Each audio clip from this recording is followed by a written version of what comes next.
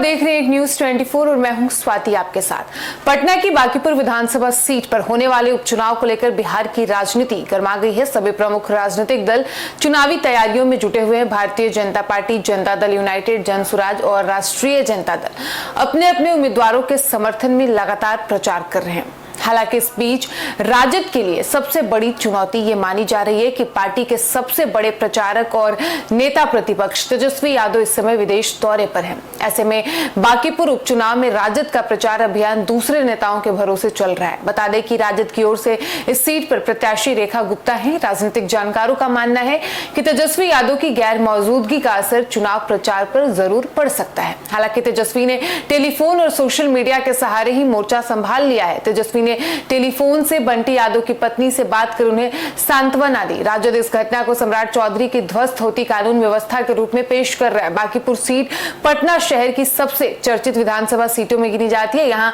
शहरी मतदाताओं की संख्या अधिक है और इस चुनाव में मुकाबला काफी दिलचस्प रहता है। इस बार भी सभी दल पूरी ताकत के साथ मैदान में है। राजद की ओर से चुनाव प्रचार की जिम्मेदारी पार्टी के वरिष्ठ नेताओं और स्थानीय कार्यकर्ताओं को सौंपी गई है। पार्टी लगातार जनसंपर्क अभियान चला रही है और मतदाताओं तक अपनी बात पहुंचाने की भी कोशिश कर रही है। हालांकि विपक्षी दल लगातार ये सवाल उठा रहे हैं कि चुनाव जैसे महत्वपूर्ण समय में तेजस्वी यादव का विदेश में होना उचित नहीं है। राजनीतिक विश्लेषकों का कहना है कि अगर तेजस्वी यादव बिहार में मौजूद होते तो वे चुनाव प्रचार को ज्यादा धार दे सकते थे। खासकर हाल ही में हुए बंटी यादव हत्याकांड को लेकर सरकार पर हमले तेज किए जा सकते थे।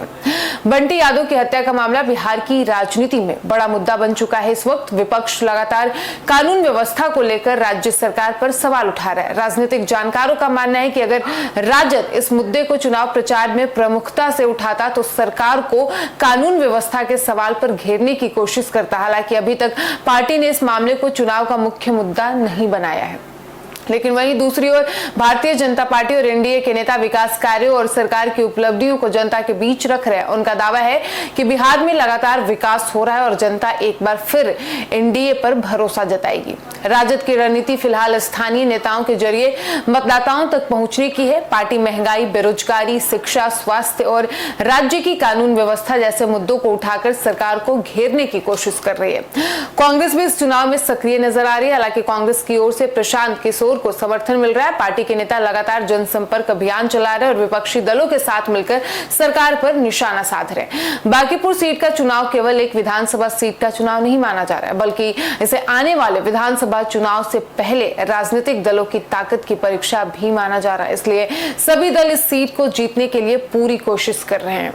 राजनीतिक जानकारों का कहना है कि चुनाव प्रचार के अंतिम दिनों में बड़े नेताओं की सभाएं और रोड शो चुनाव का माहौल बदल सकते हैं। अगर तेजस्वी यादव विदेश से लौटकर प्रचार में शामिल होते हैं तो राजद को इसका फायदा जरूर मिल सकता है। फिलहाल बांकीपुर पर चुनाव कई कारणों से चर्चा में है। एक और प्रमुख नेताओं का चुनाव प्रचार, दूसरी ओर कानून व्यवस्था और बंटी यादव हत्याकांड जैसे मुद्दे राजनीतिक बहस का हिस्सा बन चुके हैं। अब ये देखना दिलचस्प होगा कि मतदान के दिन जनता किन मुद्दों को सबसे ज्यादा महत्व देती है और किस दल के पक्ष में अपना फैसला सुनाती है। फिलहाल इस वक्त की खबर में इतना ही और ऐसे ही तमाम मुद्दों के लिए बने रहिए हमारे साथ और देखते रहिए एक न्यूज 24। धन्यवाद।